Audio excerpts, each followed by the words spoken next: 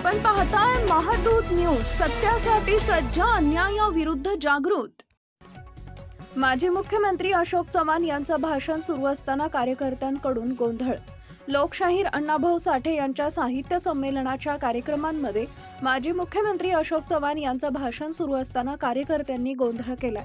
आरक्षण उपवर्गीकरण तात्काळ लागू झालं पाहिजे आणि आरक्षण वर्गीकरणाचं मुदतवाढ करवाढ रद्द करण्यात यावी, तसेच सरन्यायाधीश भूषण गवई यांना बूट फेकून मारणाऱ्याचा निषेध या ठिकाणी केला पाहिजे, अशी मागणी कार्यकर्त्यांकडून करण्यात आली आहे। हा गोंधळ लोकस्वराज्य आंदोलन या संघटनेकडून करण्यात आला होता। घोषणाबाजी करत आता कार्यकर्ते संमेलनातून बाहेर निघालेत। संमेलन चालू झालेला आहे। अण्णाभाऊ तुमच्या साहित्य संमेलन घ्या असं अण्णाभाऊ सांगितले नाहीत। बार्टीचा मुख्य हेतू काय आहे तो बाजूला सारून तुम्ही साहित्य संमेलन कशासाठी घेताय? प्रशिक्षण केंद्र घ्या ना। चव्हाणांकडे आपली काय मागणी आहे? चव्हाण साहेबांना आमची एवढी विनंती आहे, तुम्ही या राज्याचे मुख्यमंत्री होतात। तुमच्या काळामध्ये लहुजी साळवे अभ्यास आयोगाची निर्मिती झाली। तो आयोग तुम्ही मुख्यमंत्री असताना तुमच्याकडे आला होता। त्याच्यातला 78 शिफारसी तो मान्य झाल्या, त्याची अंमलबजावणी करा ना तुम्ही।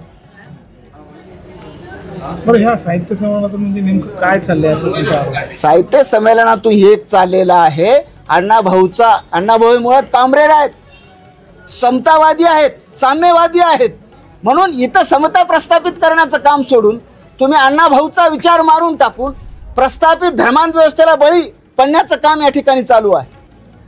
हा माझा सरळ आरोप आहे। इथं संविधान सुरक्षित नाही, इथं न्यायव्यवस्था सुरक्षित नाही, तुमच्या साहित्य संमेलनात काय फरक पडणार? आणखी एक महत्त्वाची गोष्ट म्हणजे ह्या जो कार्यक्रम होता संमेलनाचा, याच्यामध्ये सावरकरांचा सुद्धा फोटो वापरला होता, लेटर पॅड। सावरकर तेच सांगतोय ना मी, तेच सांगतोय मी। याच्यामध्ये साम्य अण्णाभाऊ म्हणतात या व्यवस्थेने धर्मांधांनी छळलं, बरोबर आहे, आणि भांडवलदारांनी गिळलं।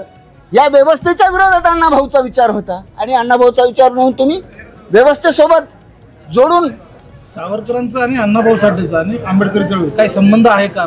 आहे ना, बार्टीच्या लेटर पॅडवर ते राहायला बाबा अण्णाभाऊ काय म्हणाले, हे जग बदलायचं आहे, हे बाबासाहेबांनी मला सांगितलं, आणि ते जग असं बदलते का? त्याला घाव घालावं लागते।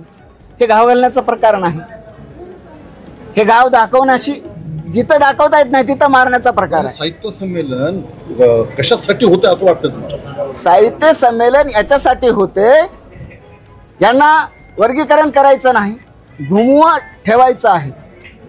3 महिन्यामध्ये अहवाल देणारी बदर समिती 1 वर्ष झालं। काल परवा त्यांनी 6 महिन्याची मुदत वाढवून दिली, कारण त्यांना स्थानिक स्वराज्य संस्थेच्या निवडणुका जिंकून घ्यायच्या आहेत, या समाजाला गुमराह करून। याच्यासाठीचा हा प्रोग्राम आहे।